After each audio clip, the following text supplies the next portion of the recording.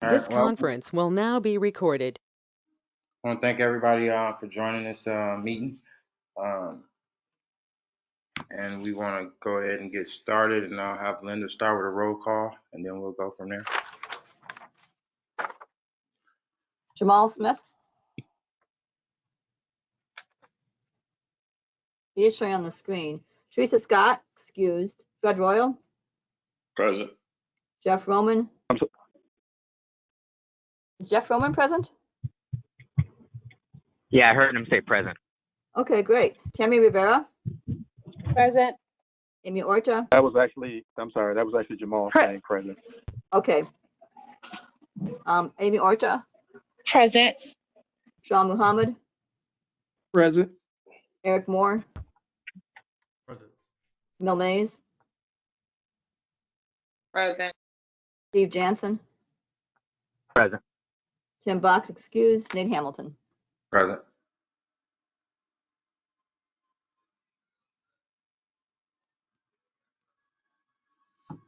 All right, moving ahead to agenda item 2 is the review and approval of the meetings for July 1st.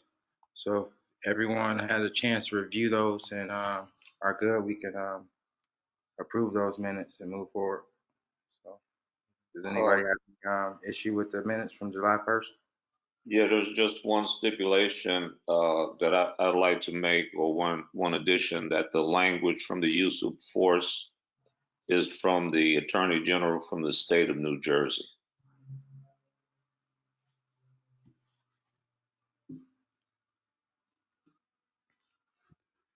Okay, thank you for it.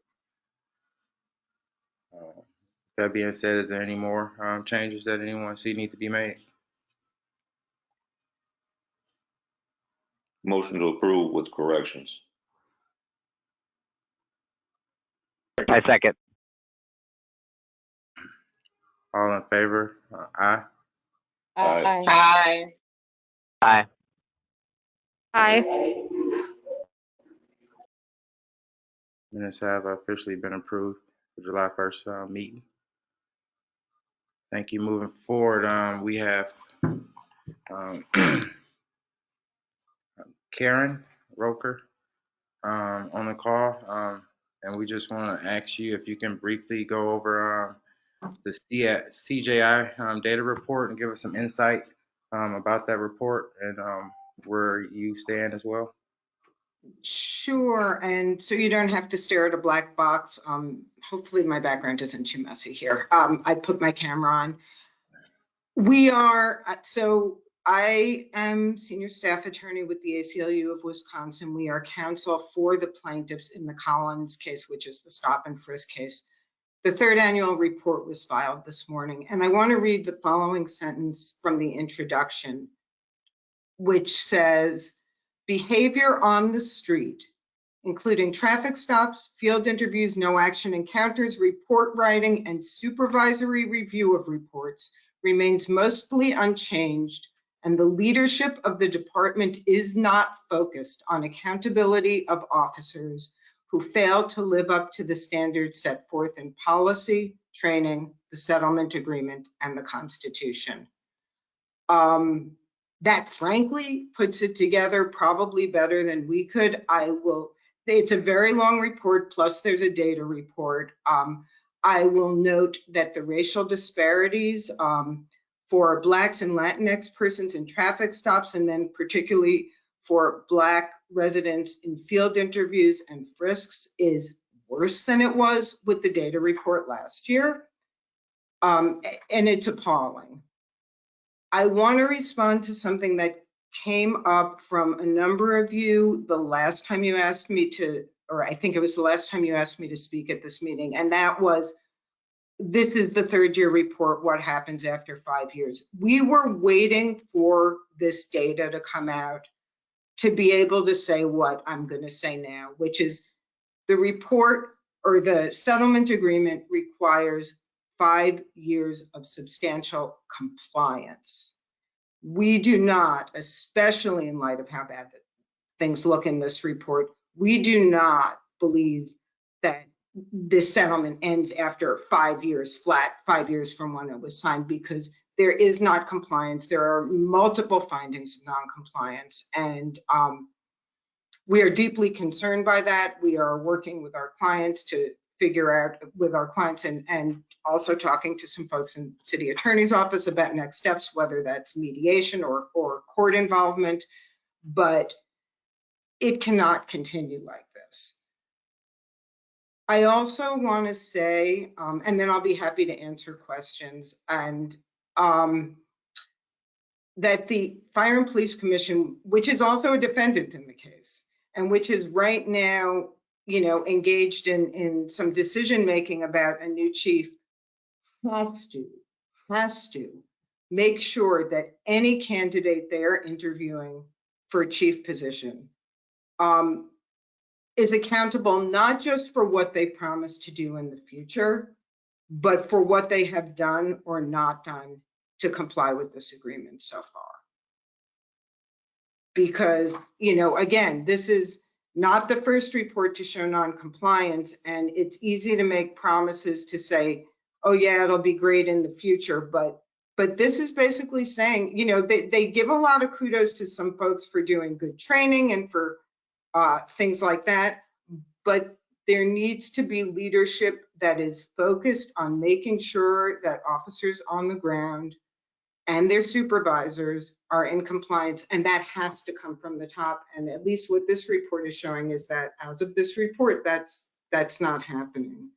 I don't know if anyone has questions or other points you want me to draw on. As I said, it's a very long report, and I don't want to go into every detail, or even most details of it, because I'd be here forever. But if there are questions, I'm happy to try to answer them.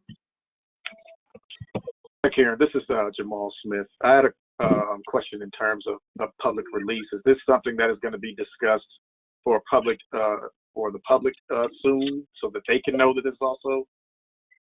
So this report is public now. I sent it to Ms. Elmer, who I think emailed the entire committee with copies of the report.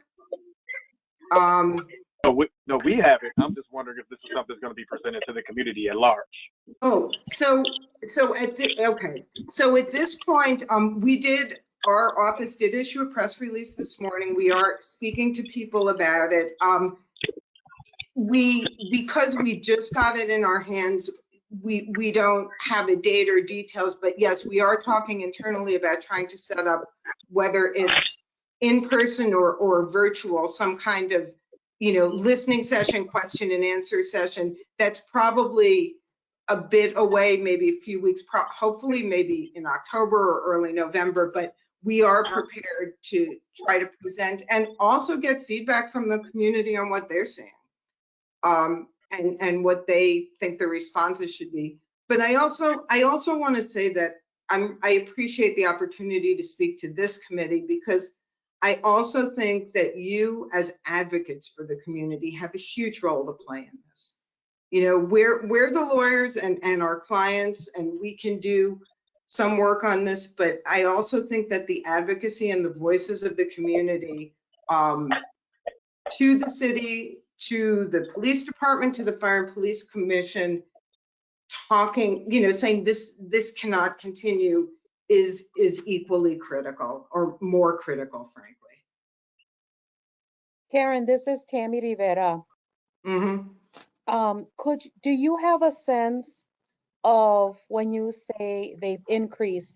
Do you have the data in front of you that you could say pre this case or pre last year, what the variance or the difference, the increase in the rates are? So I don't think the data pre this case is comparable, because frankly, the data collection pre this case was pretty bad. I don't have it right in front of me. I do have a couple of my colleagues, Emma Shakeshaft and Molly Koval, are also on this call. If one of you has it right in front of you and wants to leap in and answer that. Otherwise, Tammy, I'm sure that we can find it and email it to Ms. Elmer for distribution to the committee. But the current data says, I think it's like Black persons are like more than 9 times as likely, and Latinx persons about 3 times as likely to undergo traffic stops.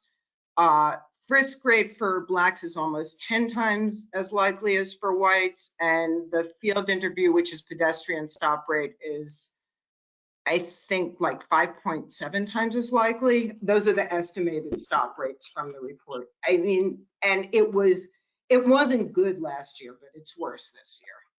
Yeah, I read your press release, and those numbers were definitely stunning. And then my next thought was, what does this compare to last year or the year before, or even pre litigation or settlement? But thank you for reminding us that the data was not available. That's why this settlement that's what the settlement in part is trying to solve, is to make sure. Absolutely, and I know we can get the data for last year. It's just I don't have it right in front of me, and I apologize for that. Thank you. Attorney Rockner, one more question. In response to the numbers that you shared, is there any way that there can be data that shows how many of these stops were unsubstantiated? And the reason that I'm asking is because clearly when people read this data, there's going to be an assumption that because there's so much, that, you know, crime happens in those areas, that's probably the reason why police are stopping the Black and Latinx pedestrians at a higher rate. Is there any data that shows how many of those stops, or the percentage of stops that may have been substantiated? So I should preface this by saying that I am not the data expert on this team. Having said that, a couple of points to make. One, I think it's important to note that there was a regression analysis done. So when I'm giving those stop numbers, that's based upon a lot of controls, including controlling for crime rate. And actually, some of the worst disparities are in places like District 1, which is the east side. So that also raises some questions about, you know, how those stops are occurring. This report doesn't, there's 2 separate kinds of analyses. One is the racial disparities, which is this report, and a bunch of other compliance measures. Separately from that is the report on the reasonable suspicion reports, which analyze for stops and frisks, whether and to what extent there's reasonable suspicion, which is the constitutionally required standard for stops and frisks.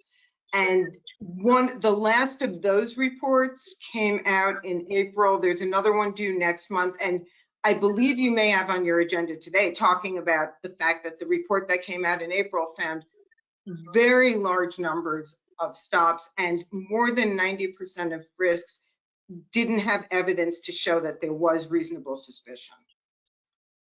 I will also point out, particularly with respect to frisks, that the hit rate is under 20%. So they're frisking a lot of people, and fewer than 1 in 5 is any contraband found.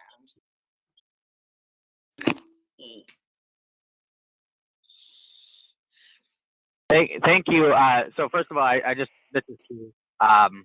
want to say thank you for being willing to take the time to at least just give us an update on the report and everything, you know, that's going on your end. And I want to thank everyone on the call for having quorum and being able to discuss this important matter. But thank you so much, Karen, and the whole team for, you know, taking the time and doing what you're doing. Oh, you're welcome, Stephen. Thank you too. And you know, I want to be clear that we're available, you know, to answer more questions, or, you know, as we all get to digest it. I also just want to flag that there are actually 2 lengthy documents. One is the sort of summary report, which discusses a lot of issues. Again, I want to emphasize the importance of accountability, which is the agreement requires corrective action up to and including discipline for non-compliance. and it includes corrective action against supervisors who don't comply. And it is not at all clear that's happening. That is a tremendous concern because the department has to be held accountable. So I want to emphasize that as well. And then also say, as I said, that if future questions come up, we're happy to answer them. But I also, so I was saying, sorry, there's the main report and then the data report, which goes into a lot more detail about how the data was analyzed and what was done with it. And I also hope that you all who are, as I said, advocates for the community can also take this and share it and run with it, because it needs to come from a lot of different people. And I'm sorry, I mean, I know I'm talking a little randomly, but I can't overstate how concerning I find this, and we find this. Well, thank you, Karen, for sharing that information. And I'm pretty sure we'll all have more questions as we go over the report to ask you, and probably invite you back to our next meeting to, basically create, steps moving forward. Thank you for that. And just to make sure, because of some time away and things like that, that Stephen certainly knows how to contact our whole team so that we can make sure someone's available for that. I'm also going to ask permission if and when you don't have further questions for me, if it's okay for me to leave the meeting because there's something else I need to be doing. Yeah, no, that's fine. But thank you for inviting me, especially on this kind of short notice. We really appreciate it. Yep, thank you. Appreciate having you.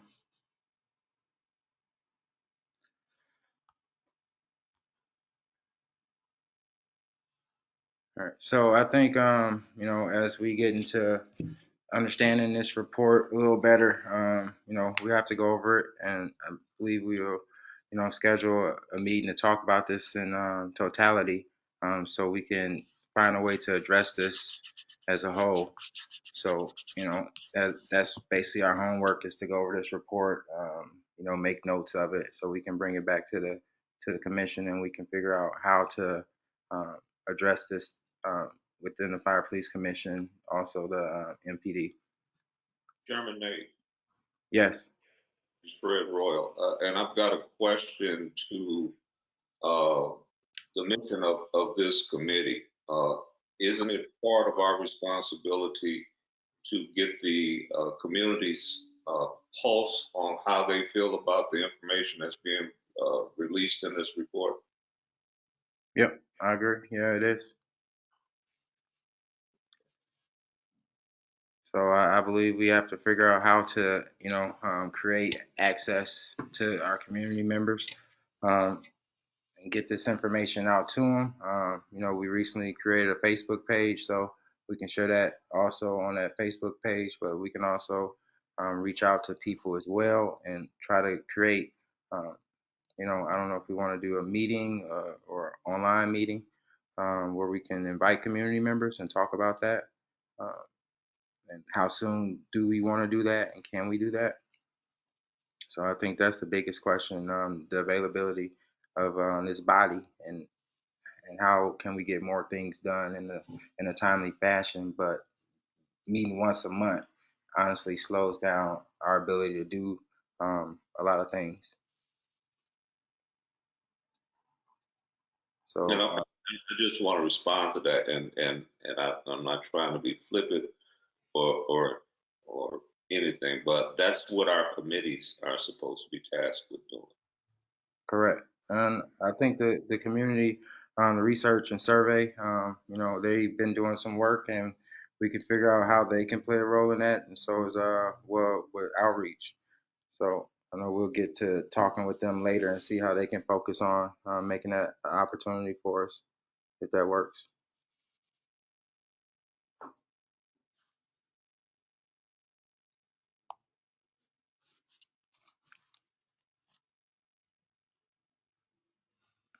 So as we continue to move forward, I just want to go to item agenda 4, which is change in body membership via council resolution and setting a standard meeting date /time And this is basically looking at our membership as far as how many members we have lost, and trying to make sure that we continue to meet quorum when we do have these meetings so that we can get work done. So I believe we're down to 13 members at this time out of 16. So, I wanted to basically what we should do is create a resolution to the Common Council stating to either, put in writing that we have 13 members, which would help reduce our quorum need. But we have to create a resolution for that. So I just wanted to make sure we could take a vote on that today to create a resolution in that matter. And also look at seeing what date and time works best for everyone, where we can meet on a consistent basis. So if we want, we could take action on creating a motion about the resolution, and then we can work on a date and time that also works for us. On your first suggestion, I would move that we create a resolution to reduce the body to 13 members.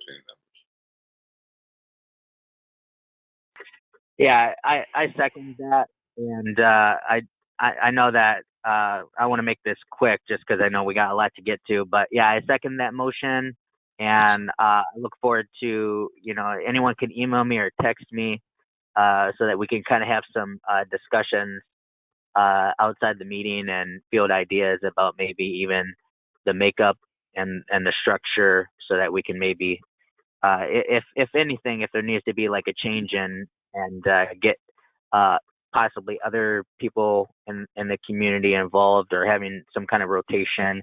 I'm open to fielding ideas because we absolutely need to be having quorum in these meetings, and I'm concerned. I think that if it's 13, maybe even smaller, or maybe having ex officio members as well, something like that. So I'm looking forward to that discussion outside of this meeting because I know we got a lot to go to, but I definitely support a motion to get started on this right away. Call for the question. I was gonna say, all in favor of creating a resolution? Mr. Chair, Yes. my concern is that you shouldn't be having discussions about this item outside the committee meeting itself. This is something that the entire body should decide what the membership should be. And at this point, if you're going to reduce down to 13 members, you're going to lose those 3 members who are not showing up, who represent organizations, and you'll have a body of 13 members, and that's what's going to go forward to the Common Council. Is that what you want to do as a group? So can I ask for a call for questions so that we could have discussion? Right. And looking at, like, right now, Linda, we are like 3 members have exited, correct? And I That's believe, correct. And they have no intention of having replacement appointed. So right. they're So, basically, right. yeah, so what, we're doing is moving, forward with 13, but I just want to make sure that was clear in a new revised resolution that it is 13 members, and that would possibly, reduce our quorum number needed. So that's my intentions first and foremost. And I think, I hope most of you guys agree, like that's the first priority, is to reduce that. And I know you was talking about other changes, Steve, as well, which we can meet and discuss those changes. And I know, Linda, you just stated that we're not supposed to be talking about that outside of the meeting. So is it an issue with at least just sharing ideas and bringing those ideas to the next meeting to discuss that, like a more drawn out solution within the resolution for the future? No, there isn't, but then I wouldn't request that the resolution be drafted until it's finalized what you want to do. Yeah, Mr. Chairman, I'm in agreement of at least taking some type of action. It doesn't have to be, some of my other ideas, possibly can wait, but moving it to 13, I think, is the simplest action to move forward and the most efficient thing so that we can address a quorum issue right away. Because there's some big items coming up. So I'm in favor of the motion. This is Fred Rowe. For the purpose of the minutes, the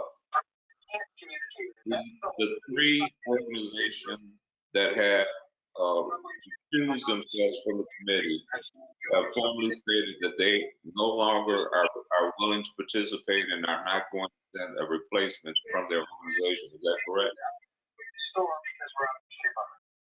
That is correct. I've gotten emails from them that there's no one else who's going to serve from those bodies. Okay. Can you so share? I would just like the minutes to reflect the names of the organization, not so much the names of the individuals.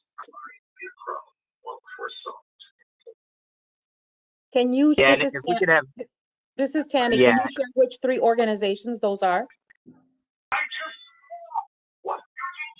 I believe Yeah. Tammy is what, Voices de la Frontera, the Hmong and Asian Society. And I'm not sure. I think Pam Malone was self-represented. I don't think she represented an actual organization. Okay. She was the appointment from the alderperson. Correct. Okay, so can I amend my motion to state that the resolution be drafted to exclude those 3 organizations or positions?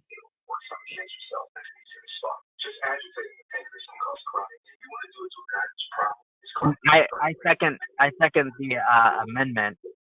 If that's a amendment motion as a friendly motion, I second it. Okay, question. All in favor to remove the 3 organizations / persons that was involved with the Community Collaborative Commission? All in favor, state aye. Aye. Aye. Aye. Aye.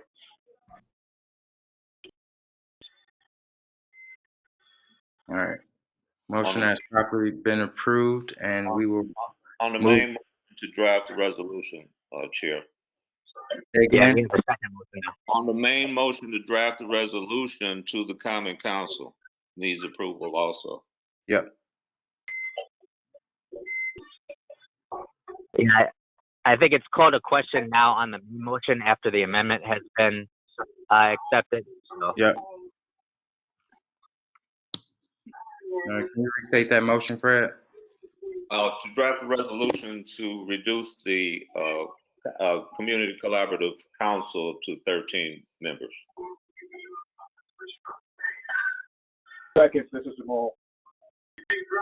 All in favor of reducing the number of members to 13, state aye. Aye. Aye. Aye.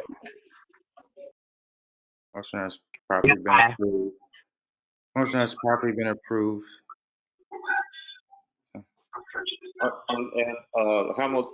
Chair Hamilton, on your second issue, I'd like to make a motion to designate the 3rd Thursday at 1 p.m. for our standing committee date and time. Third Thursday of every month. Correct. If I think maybe someone needs to mute their phone or their computer. I've been hearing a lot of echo.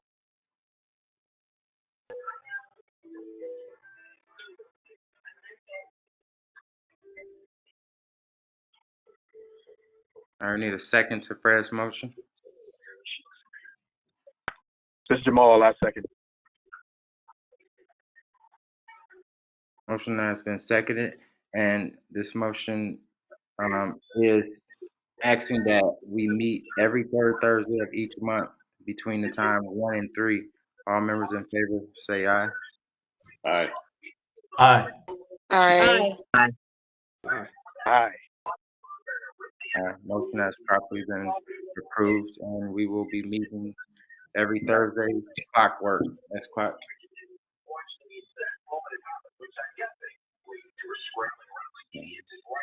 If we don't mind moving forward to the next agenda item, which is 5, possible approval to apply the Grassroots Organization Grant, National Grant Program from Ben & Jerry Foundation. So I know Jamal had brought that up. I believe it was you, Jamal, right? Yeah, I did, but our time is really we're not going to have any time to apply for that, so we can just look for other grant program opportunities because it's due next week on the 1st. Okay.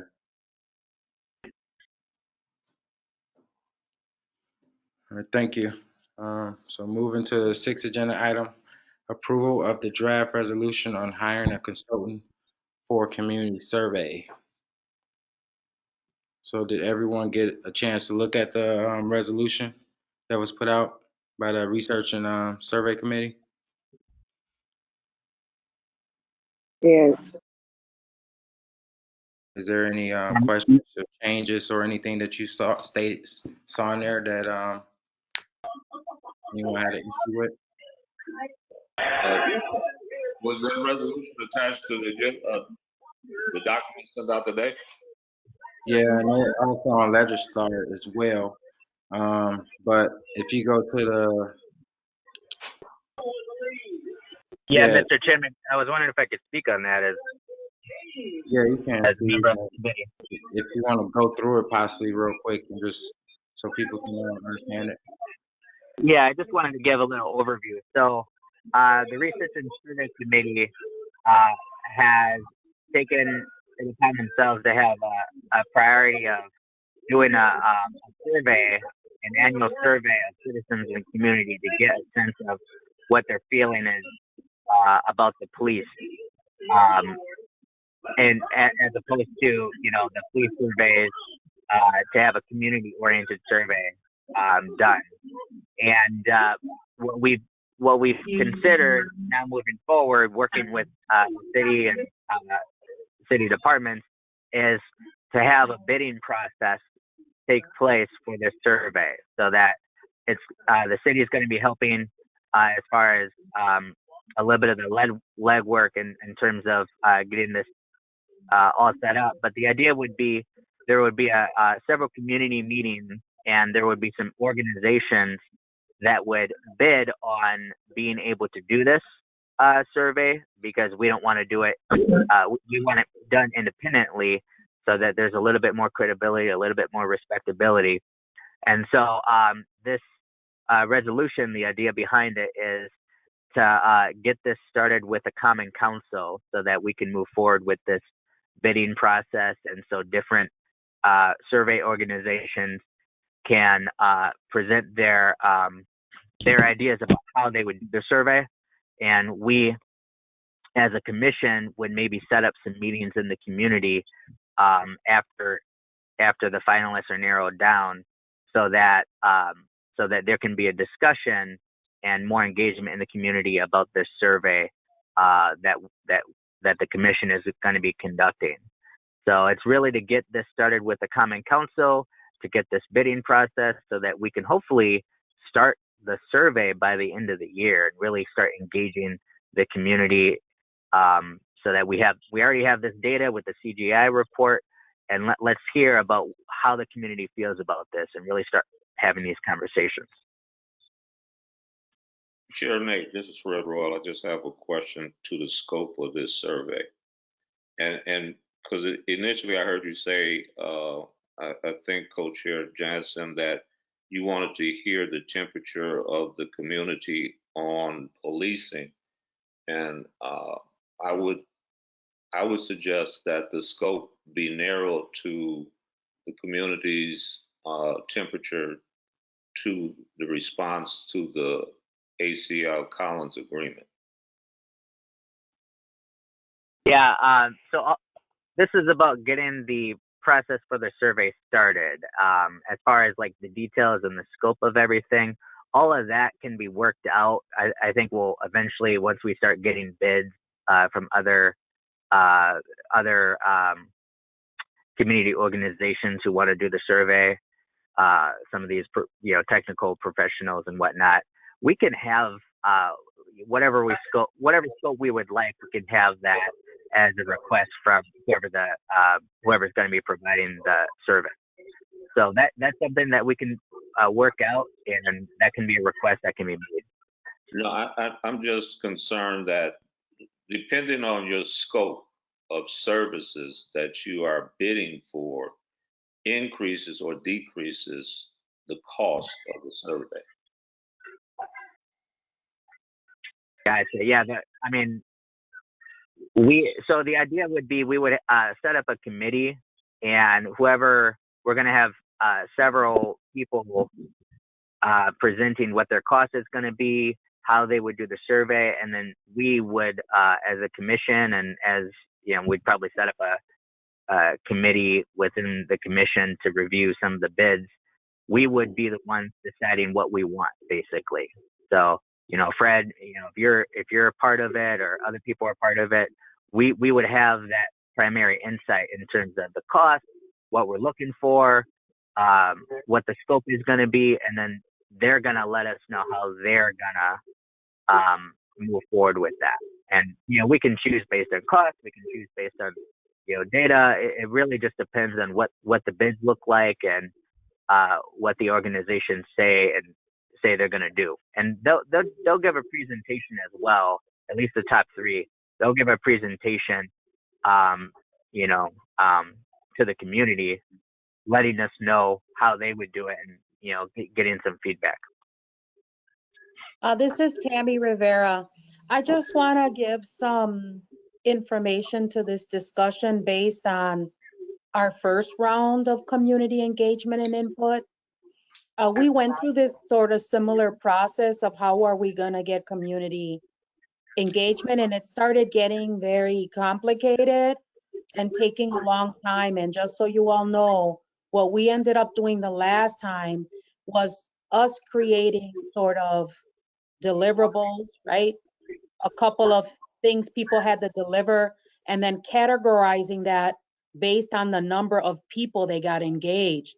And so then I won't remember without looking back at it, but let's say there was a $500 category, a $1,500 category, a $3,000 category, and it had to do with like how many people did you get to get engaged and do the full process, and then demonstrate that for us. That was much easier, and it was given to the people who were on the committee who had represented organizations to begin with, and then reached out after that, because this could get, I mean, given the struggle to have members just participate in these meetings, having anything more evolved than that, could just fall apart and take forever. So I suggest maybe looking at the model we created in phase 1 and modifying it with lessons learned, and then offering that with the RFP. And it would go something like this. If you had 100 people come out, engage in the full session, do surveys, and you provided the notes, you got, $1,500, something like that.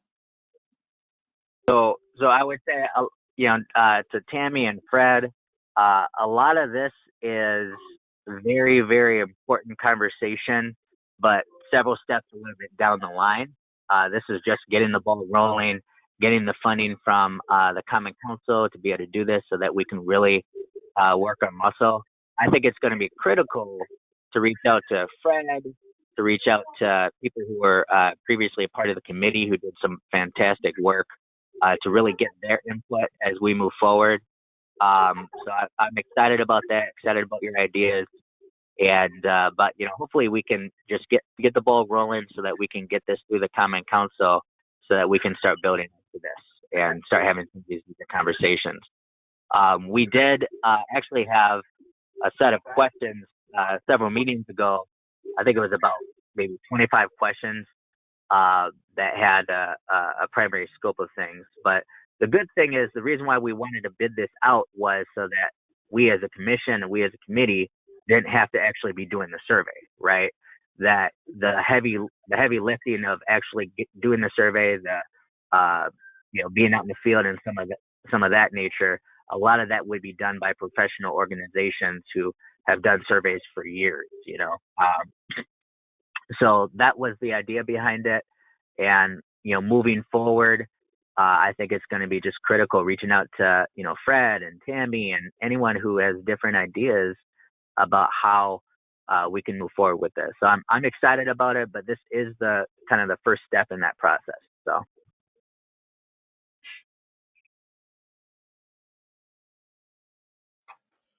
Yeah, and it just sound, just the scope of it that, Tammy was just stating she don't want, going through this process and finding people for it to take 2-3 months to get to a point of, addressing the community and giving them a chance to speak on this matter.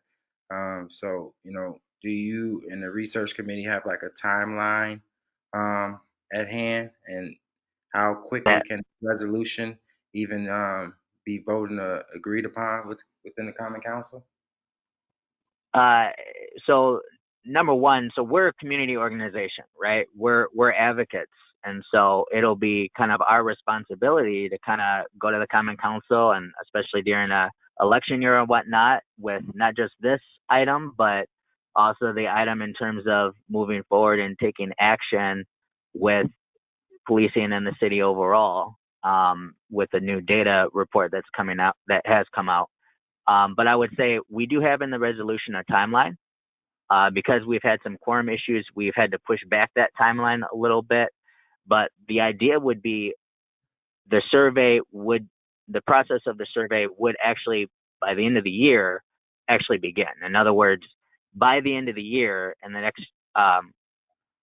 next process here, we're hoping that we would have, at least going into 2022, at least, we would have the beginning of that direct engagement of the citizens.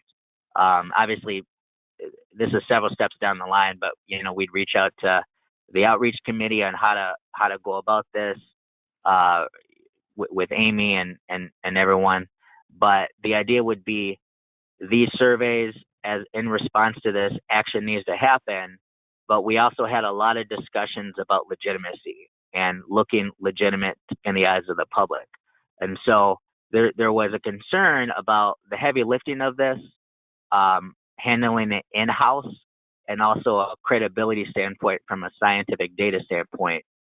If we were to just do it in-house among ourselves, just interviewing, a few thousand people in the community and whatnot, and organizing the data, calculating the data, analyzing the data, it's really going to be important to have an independent organization doing that has had years of experience, kind of like Gallup poll, or whatever it may be, Pew Research, or Wisconsin Research, whatever it may be, organizations that have had experience analyzing the data, crunching the numbers, reaching out to citizens in various ways that we can kind of ask them to do. So it's more, the reason why we wanted to build this out was because of the public legitimacy standpoint.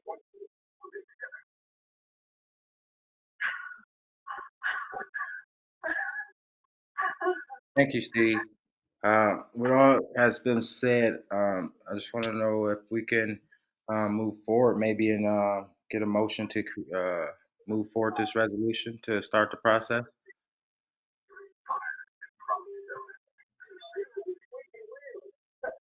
I just want to add something before we move forward, just so that I'm clear. I'm not opposed to having an external RFP of the community engagement.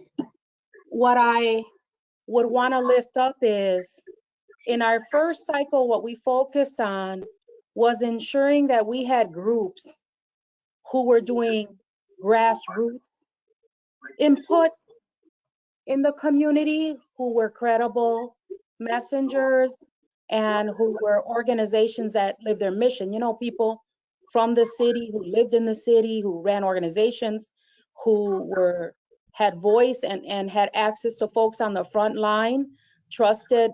So that's one group of people. So that can be RFP'd out.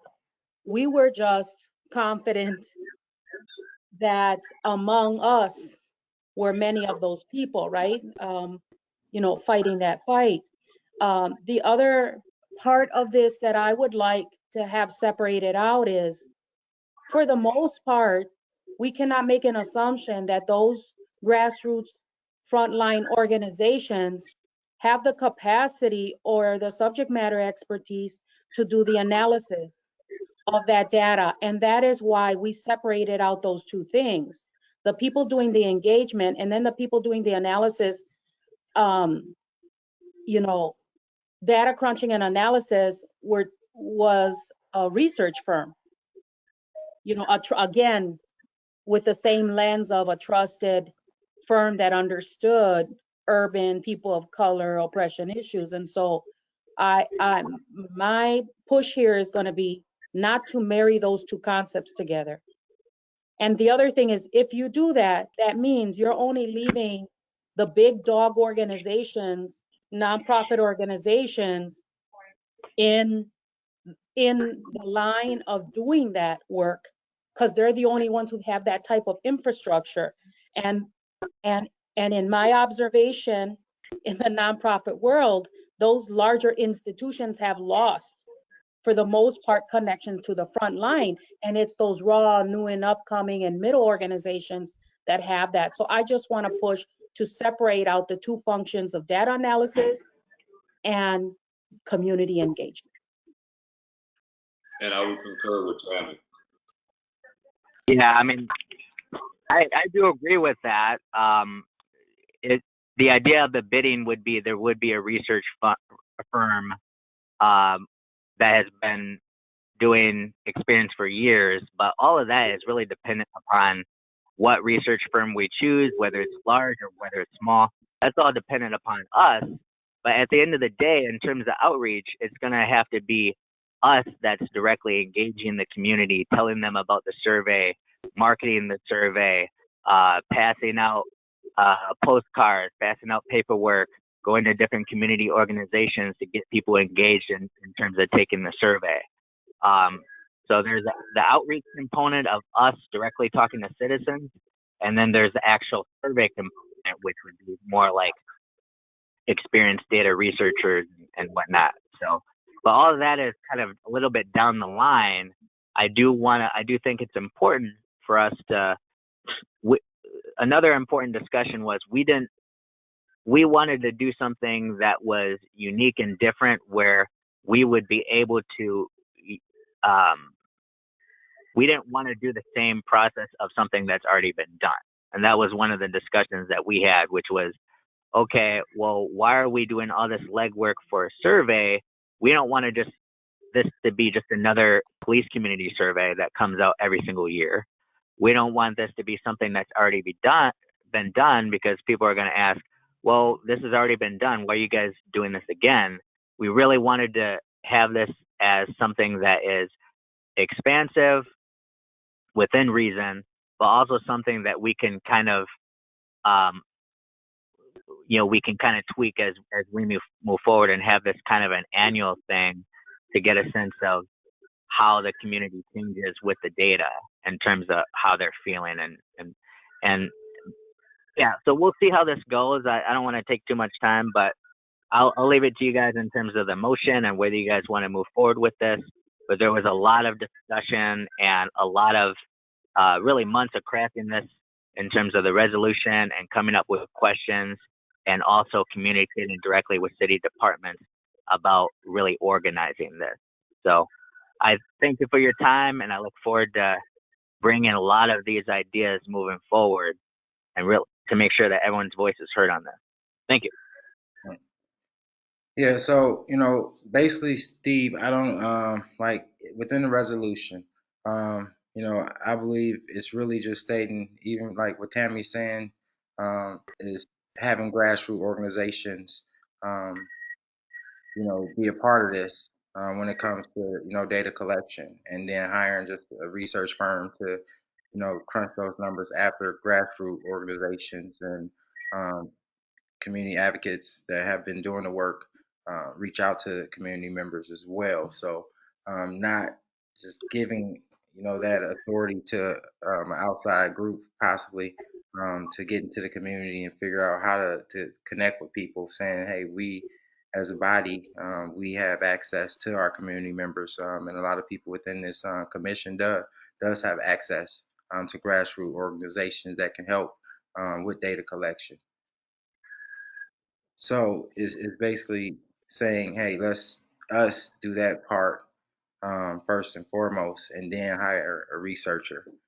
So I don't know if we need to, edit the resolution or maybe possibly around that, giving us more authority within that resolution to move as a body and figure out how and what spaces we want to conduct these data collection, um, events in.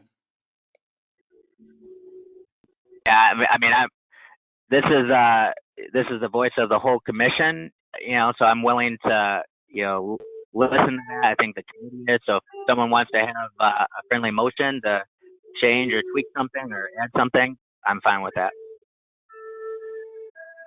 Right. Steve, why don't you read the resolution in totality real quick? I don't have it in front of me because I'm kind of going back and forth from work, and it's pretty long. It's pretty long. It's a few pages. Yeah, it is.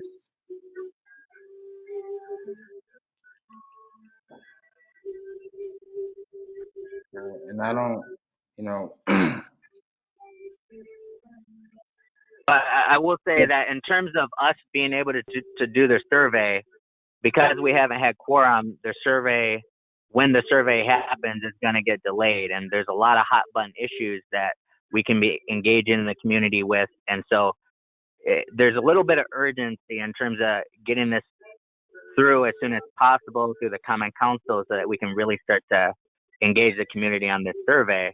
Otherwise, if we take too much time, it kind of loses its steam, I guess, with the reports coming out.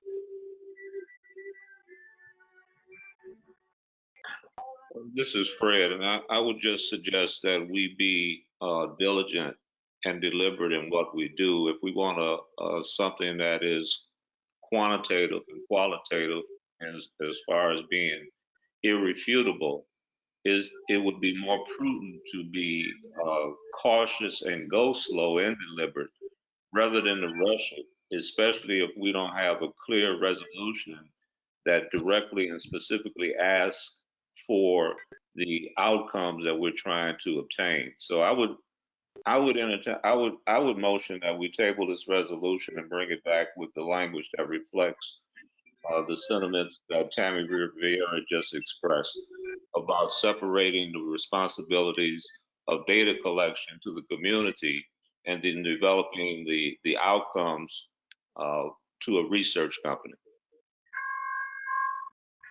And may I suggest that you can edit that resolution to be a more general ask for money for community engagement without all the details. That way you can get early in the budget process. Then we as a committee can craft out what's going to happen with that community engagement detail. That maybe could serve both purposes, to get in early here, get the allocation, work out the details later. And then the only other red flag is let's not give other city folk too much space on this table, because they were very obstructive phase one. And, the government is still, a structure and a system of oppression by default in America. And we're trying to have a liberated process here. So only let's use them for technical assistance and not for input. Yeah, I mean, the city is not being used for technical assistance, but it was a requirement for there to be a resolution through the city. And so there was a lot of legwork that took place with the chairman of the committee, Paul, as well, to ensure that we had that we understood that there was a process in place for us to be able to even conduct the survey. Oh yeah, I hear you on that. And I'm just saying, the round one, we learned our lesson, and they tangled us up for a good year and a half on the whole RFP, get the purchase out. And we only moved forward when we went rogue. I appreciate the input. So at this point, I suggest we create a motion, which Fred just mentioned, that we table this discussion to edits to the resolution that fits the sentiment of all the commission members here. And if any other commission members here want to add something briefly, or if they're in favor, then I guess we'll vote on it. This is Camille. I don't have much to add. I just strongly agree with what Tammy said. Like, I just really echo what she said. That's really it.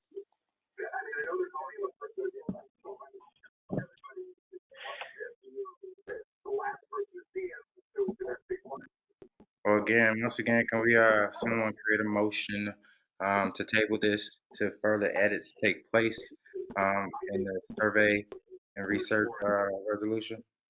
Point of order, there is a motion on the floor. Someone second that motion. Second. Motion has properly been second. All in favor to move forward with tabling this discussion and editing the research? Aye. Aye. All right. I want to be on the record as opposing the motion. I think it will be done later on in the process, the bidding process that we're talking about. You can vote up, but I believe the motion has properly been approved and passed to be edited.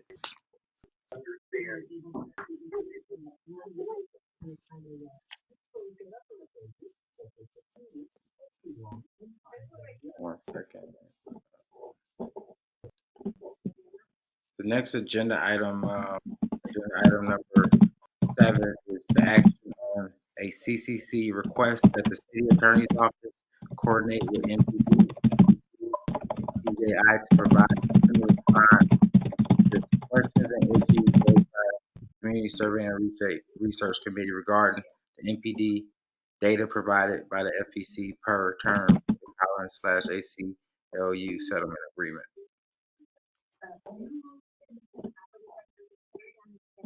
Yeah. Did you want me to speak on that, Mr. Chairman? Yep.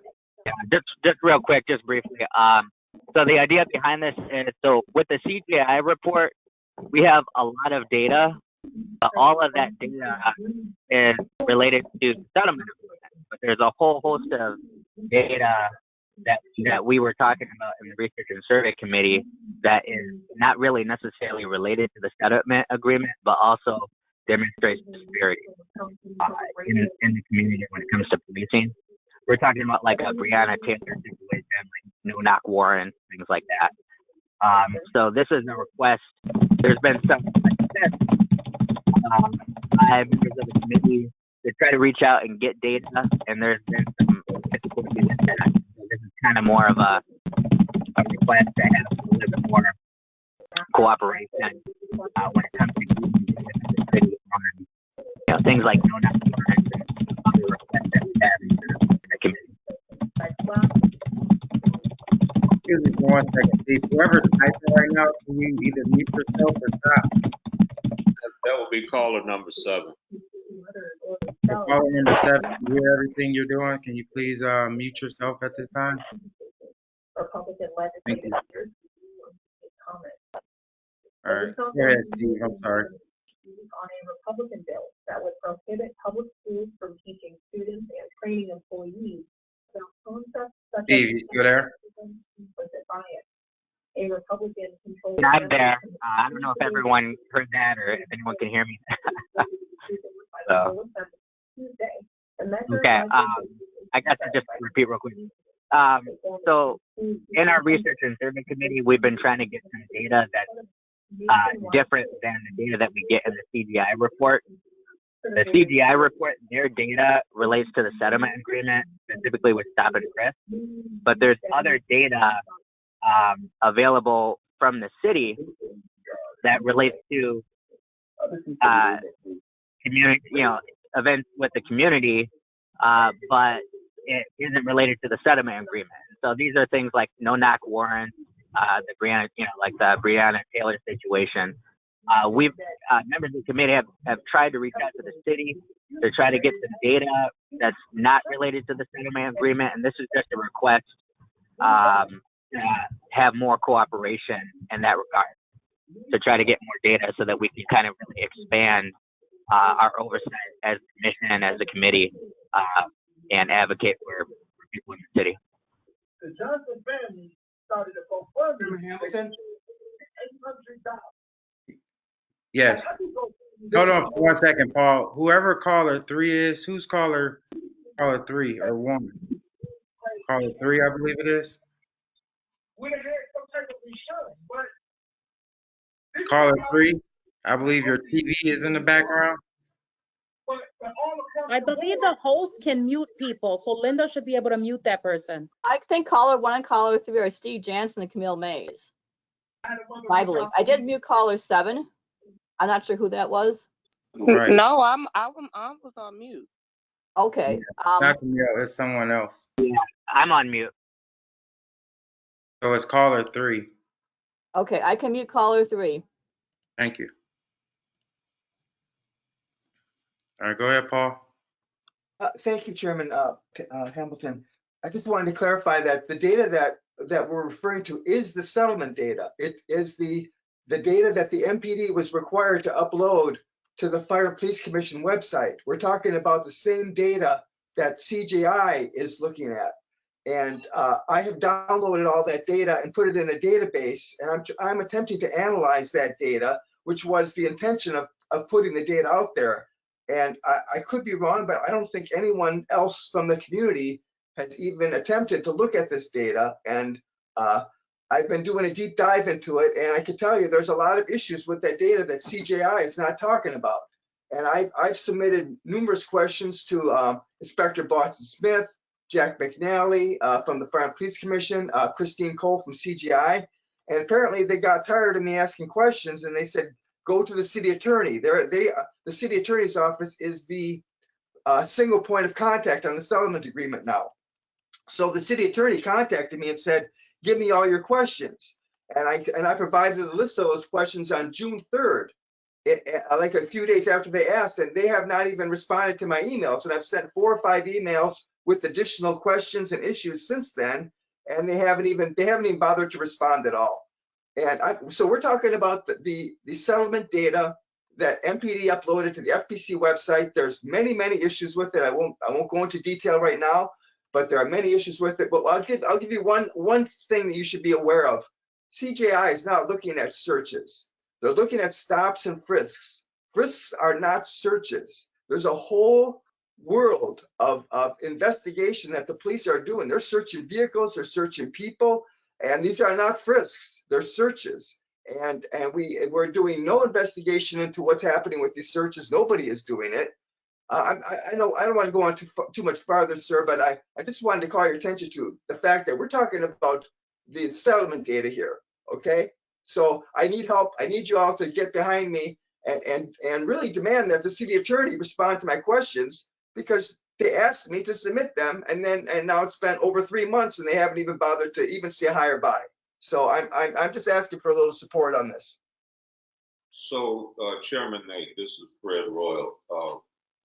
Are these questions being vetted through this committee prior to being put in front of MPD? Right. Yeah, Paul, I believe in order for us to move forward, this body would have to review those questions and look at those questions and create a formal request with those questions through this body, first and foremost. So if you can get us those questions that you sent the city attorney's office to us, so we can review them, and I think that'll give us a better way to support that as well. But we just, I understand where you're coming from, but in order for this body to support what you did, we have to actually see those questions and approve those as a body, first and foremost. I'm sorry, Mr. Chairman. Can I just make one point? We are all serving on committees here. We're members of the public. Right. We can simply file, FOIA, whatever information request as a citizen to demand data from the city. Yeah. I think that there needs to be a certain degree of liberty and the ability of committee members to be able to engage with the police department, request for information, conduct research. We shouldn't have to run by the committee first in order to get information that's available and should be available to the public in order to do, have our roles as committee members. I think what might be a form of caution is if it's in the form of a resolution. I do understand having a little bit of context of what Chairman Paul might be talking about and seeing the questions so that you guys know what you guys might be voting on. But for me, as far as I'm concerned, I don't really need to see what the questions are. If there's any questions that any committee member has and they're just not getting a response from the police, I think that we should be empowered as a commission to really defend the idea of engagement with the police department and having the police department as their role per the agreement to be open and willing to share data with us, because we're the oversight as community members. All right. So basically, they're not sharing the data is the issue, because that's the request for information. But I was looking at saying, okay, he's submitted questions, not saying, and those questions might be a request for this information or that information, but I just feel like we should at least be able to hear the questions so we know, what are they denying them? What questions aren't they're asking? You might know that, the research committee might know that, but this body in totality don't know that. So I'm not trying to oppose, anything here, but I just feel like we should be aware of what questions are being asked and how we can support those things and support Paul as well, moving forward.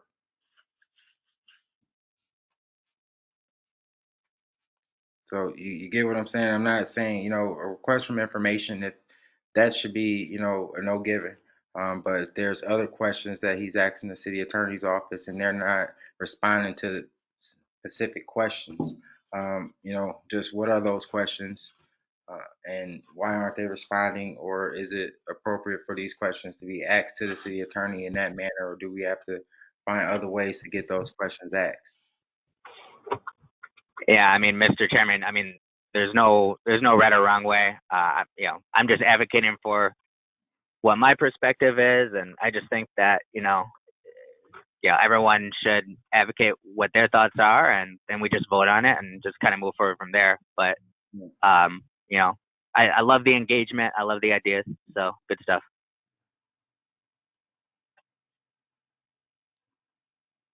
Yeah, so even with this agenda item, it's the request that the city attorney's office coordinate with MPD, FPC, and CJI to provide timely responses to questions and issues raised by the Community Survey and Research Committee regarding MPD data provided to the FPC per the terms of the Collins/ACLU Settlement Agreement. So, what we're looking at is just saying, hey, let's vote on requesting that the city attorney coordinates with these bodies, correct? Because that is, what the agenda item states. Anything outside of that, it's saying basically giving the city attorney permission to, do all these coordinations, and we're not this agenda item, or we can't say that we're saying, okay, then come back and talk to us about it. It's really just giving them the go ahead to do whatever they want to do as far as coordination, right? Point of clarification, Chairman. This request is that those bodies respond to the chair of the Community Survey and Research Committee, not to this body. Now, I would make a motion that we amend this to say questions that are raised by the Community Collaborative Council.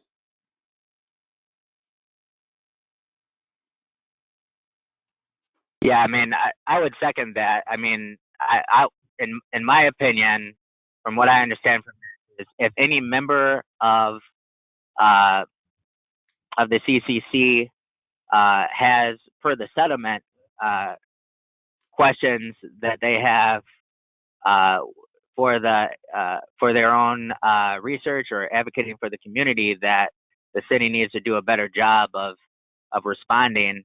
And so I would say that means not just the committee, but any other committee. And I would advocate strongly for, let's say, the policy committee, if they have questions and their questions aren't responded to for 3 months, I'd advocate for them having the right to really have better engagement from the city. So I agree with that motion. I want to second that.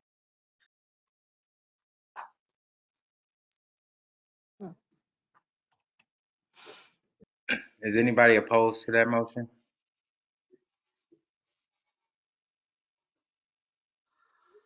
All right, motion has been approved.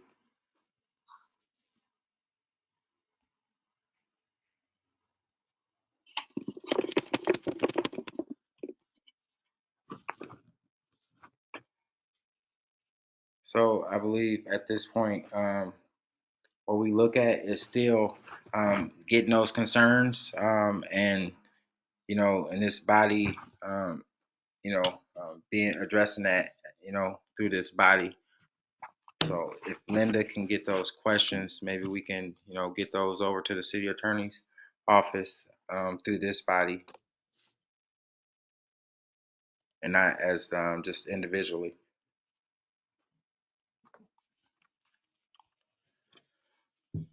Moving forward, update from the committees and add or remove members.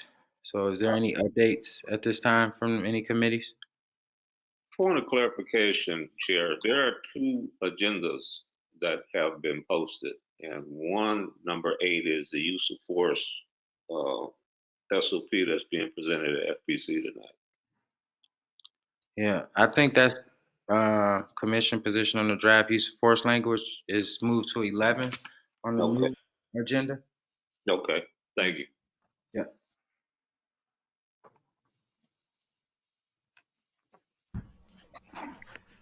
Hi, this is Amy from the Community Outreach Committee. As I mentioned in our previous meeting, we had one member that left, and so now on record, there's 3 of us. And so when we schedule a meeting, if one of us are not able to make it, that meeting is forfeited and canceled. So once again, I think we need to bring maybe one more individual on board, because at this time, it's just not conducive to being able to plan and execute, especially now that there are things in the very near future. We want to make sure that, the committee is fully engaged in responsible and setting out some of the tasks that this body needs us to do.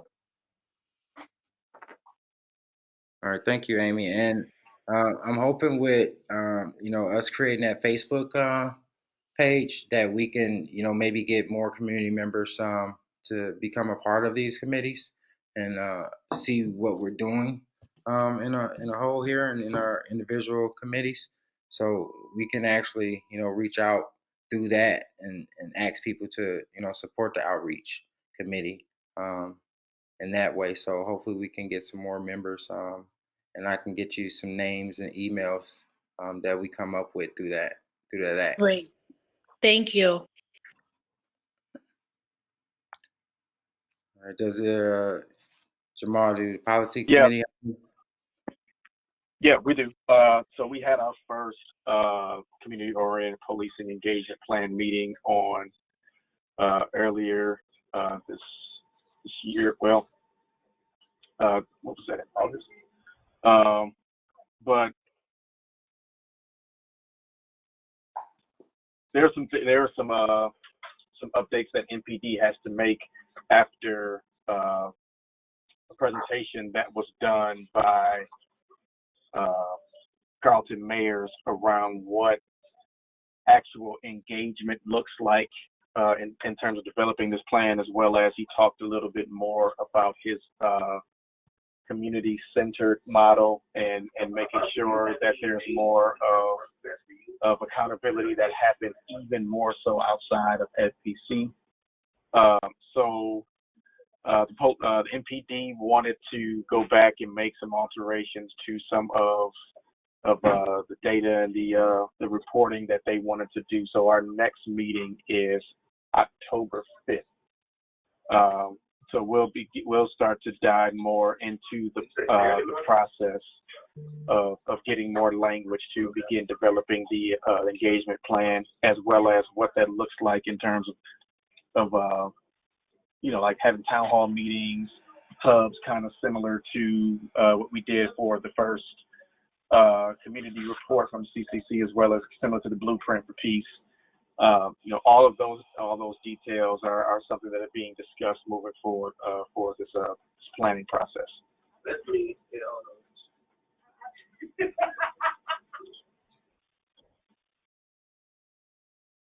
Thank you, Jamal. Is there any thing that you all have with the research committee, Paul? Any more updates? Thank you, Chairman Hamilton.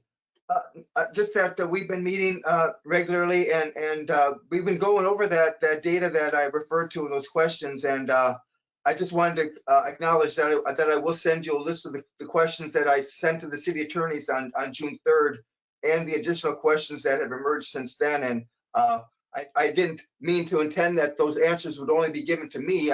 Where the committee was investigating the data, and the data is put out there for the community to look at. And after we're into the 4th year of the settlement agreement, and no one from the community is looking at this data. Not the ACLU, only CJI is looking at the data, and there's a lot that we need to be paying attention to there. So we've actually been breaking it down over a series of 2 or 3 meetings, talking about the issues. And we're also we worked on this on the community survey resolution, and we're also working on a motion for this for the CCC to come up with a plan to follow up on the 4 themes that the original CCC identified in their first report. They made policies and practice recommendations for those 4 themes, and we want the full CCC to follow up on the status of progress on those 4 themes that were acted on, and discuss whether or not we should dive into the 7 themes, the 7 other themes that the CCC originally identified that they didn't have time to break down in their first report. That's a motion that we were going to present to the CCC at the next meeting. So that's the kind of stuff we've been working on, and let me know if you have any questions. Yeah, and Paul, I got where you're coming from. I just want you to understand too, as we move forward, as the CCC in the whole, even though we have committees, those committees still have to go and have the body help move those acts or those recommendations forward. So it's not like I don't like that you're denied, or that anyone is denied from getting a response. But I think it just would be better to approach this body as a whole with some of those concerns, and we move forward that way, so we can get an actual response, and from those other bodies of individuals. But thank you for all the updates. Is there any questions for any one of the chairmen to the committees? Yes, sir. I just wanted to tell Amy that I would be willing to participate in the community outreach committee. Great. Name, who is this? This is Brother Sean Muhammad. Okay, awesome. All right. This If you is Camille. Can you let me know when that next meeting is too, please, as well? Sure.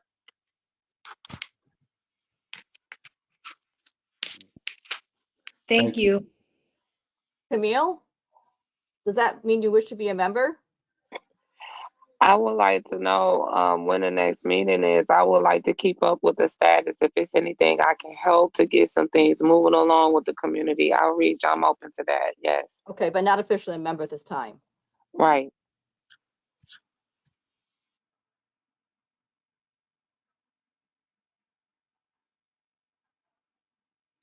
All right. Next item is the approval of the commission statement on the 6-month CJI report.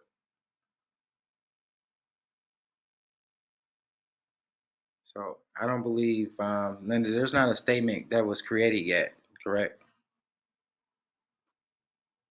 That is correct. So it's us actually getting together and creating a statement surrounding the CJI report to put that out. So I believe, if we want to discuss, once we read over this report, uh, you know, composing an actual statement as this body to put out in response to this report, I think that would be good for us to do. So can we vote, have a motion to approve creating a statement that this body can move forward with regarding the CGI report? Yeah, Mr. Chairman, I still make that motion, but I also just, as I make that motion, as that you're requesting, I do want to point out that there's a significant portion of this city that has no idea who the CCC is, who we are. And I think that with the kind of data that we're going to end up seeing in this report that's now been released, I think we need to mount up public pressure. I think I would recommend that we maybe have another press conference where we're calling upon urgency and calling upon action, as well as reminding people what our statement is. I think the statement can go out whenever, but I think there needs to be more of a public media push. I think there needs to be more public pressure, especially as we head into an election season, to really highlight the CCC and highlight the issues that are involved in this, because now, and essentially we're going backwards when it comes to direct policing in this community. And I think this is an urgent matter that we need to consider addressing to the public.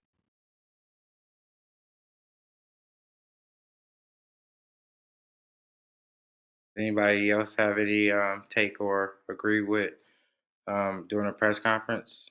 I agree. This is Camille. I agree strongly with Stephen on that statement. Yes. So then that gives us to look at how soon we would like to do something like that, the availability of this body, and having that take place. So is there any suggestions on what works best time frame wise?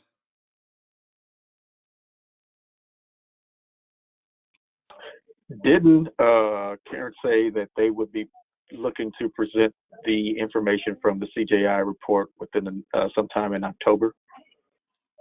Yeah. Wouldn't it make sense? I think it then would make sense for us to potentially, excuse me, do a press conference around then, if that's what we're going to do. Do a press conference around then in terms of where the CCC stands on this information. Are you stating basically, well, we can reach out to the ACLU. I don't know if we could join them and do a joint press conference in that way and do it No, around. I'm not recommending the joint. We can do something separate, just making sure it's near or around the time that the information is presented.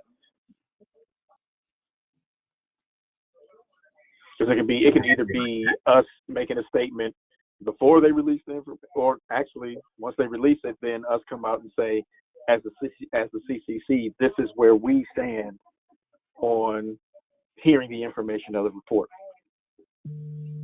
Chairman Hamilton, can I ask Jamal a question? Yeah, go for it. Hey, Jamal, I mean, considering we are a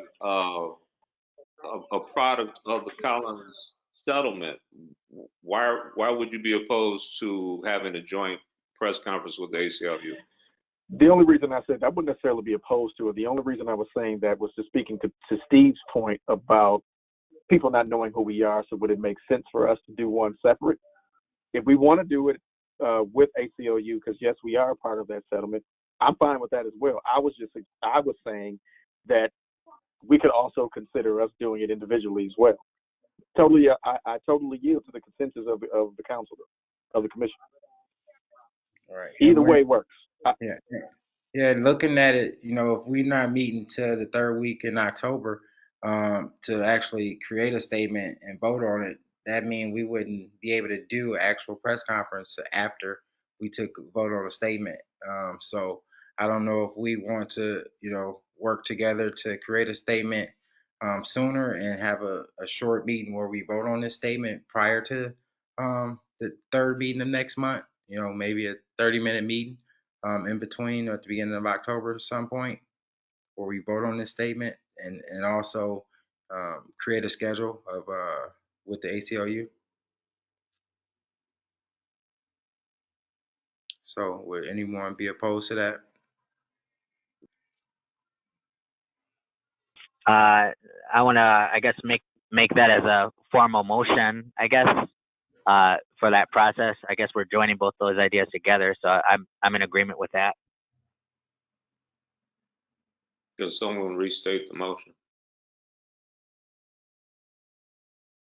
The motion would be creating a joint opportunity with ACLU surrounding our statement as well, coming from this body, the CCC, and response to the CJI 6-month report.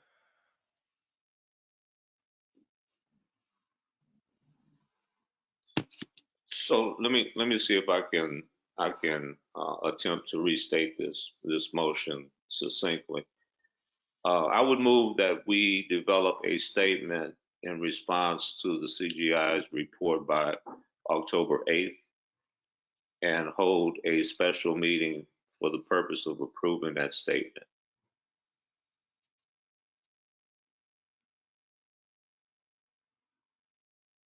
I second that motion. I think that I'd rather just second that motion and have us vote on that motion just on the statement. And then, we can have a kind of separate discussion about the press conference, or we can ask the outreach committee to maybe look into what their thoughts were about doing a press conference. Exactly. Call for the question. Anyone opposed to the motion? Motion has been approved.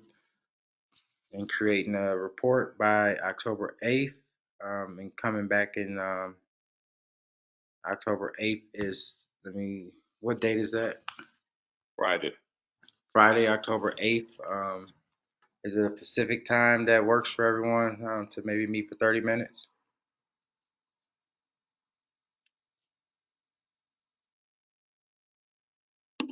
Or would 1 o'clock on the 7th on that Thursday be better?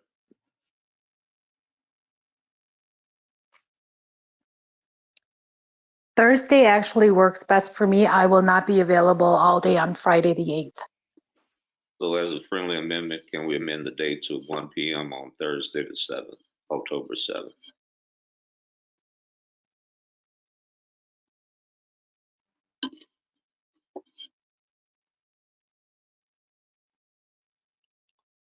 That's fine. We don't have to motion to amend that, do we, Linda? It could just be changed. Yes, that's fine. All right.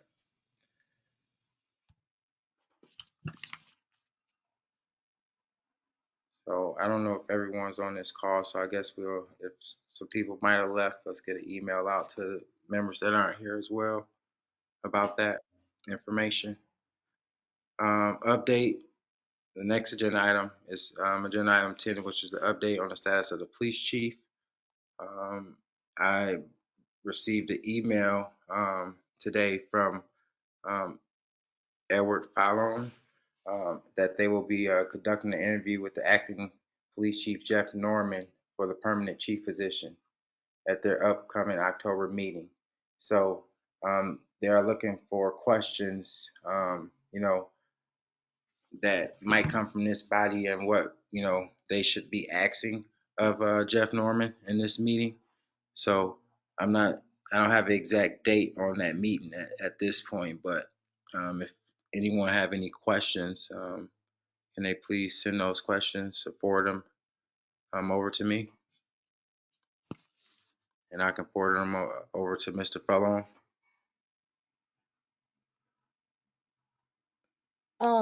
This is Tammy. Chair, I would suggest like the obvious question for our body would be, how will the chief ensure compliance with the ACLU settlement? Mm-hmm. Like, and second, his support for this body.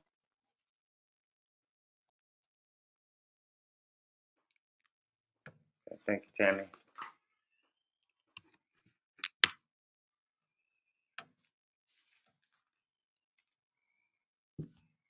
So any other questions, just email me, and I'll create a list so I can get those questions over. Just moving forward to the next agenda item, which is about the use of force language.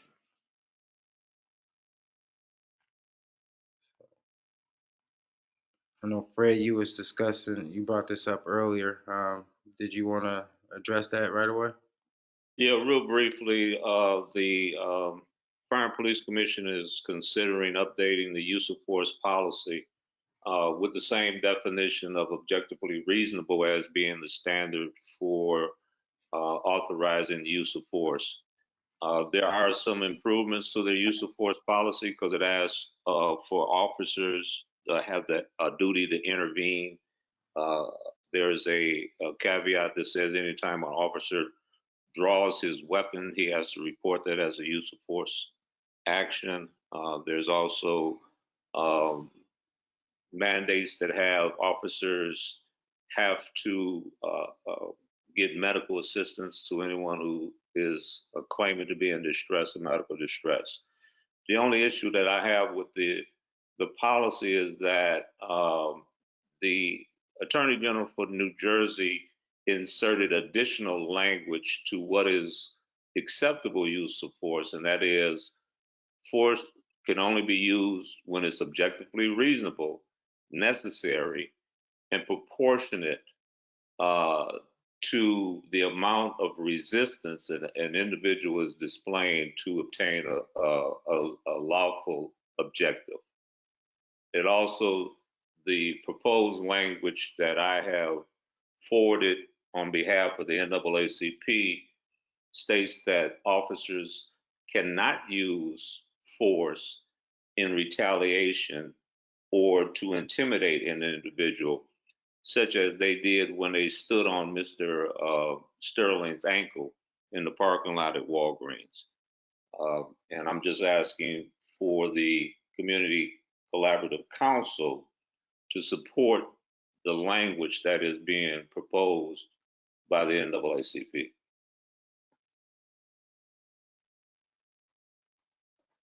And that meeting is today, right? Yes.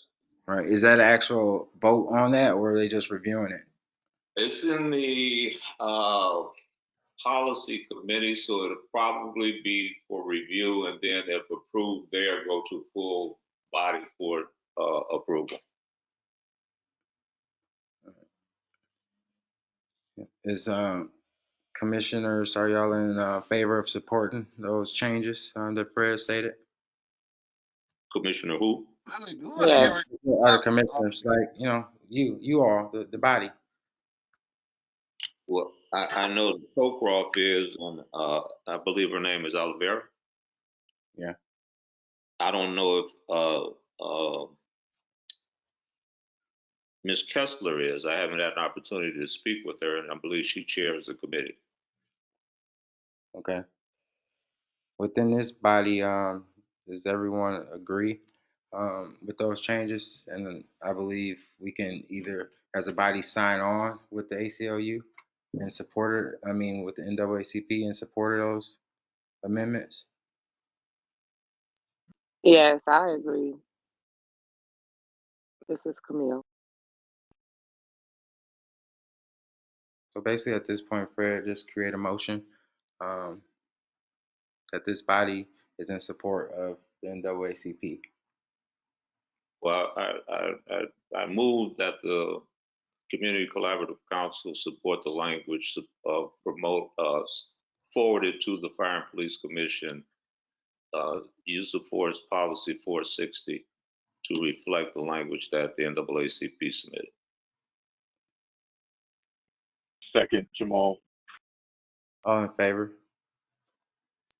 Aye. Yep, aye. Aye. Aye. Aye. Aye. Aye. All right, motion has been approved. Fred, do you need us to attach something, or do you just want? Linda, I don't know how that process goes. Linda, do we just sign on to that letter as a sponsor of it, or do we have to have a actual statement come out of the CCC? I don't know. I put it into the minutes. If, I guess it's up what Mr. Royal wants to do as far as he wants to add a line to his letter. Or I can forward the minutes to Leon Todd to let him know. Yeah, you can forward the minutes. I'd appreciate that. To you or to Mr. Todd? Mr. Todd. Okay, will do. And can you CC or ask him to forward that to Ms. Kessler, the chair of the policy committee?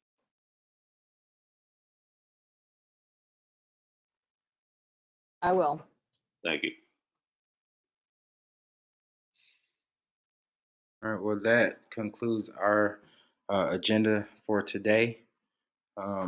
Please remember to look over the CJI report. And also, as I'll be reaching out and to some of you, and me, Steve, and Camille will be looking at creating a statement to present as well at the October 7th meeting that we can all look at and vote on.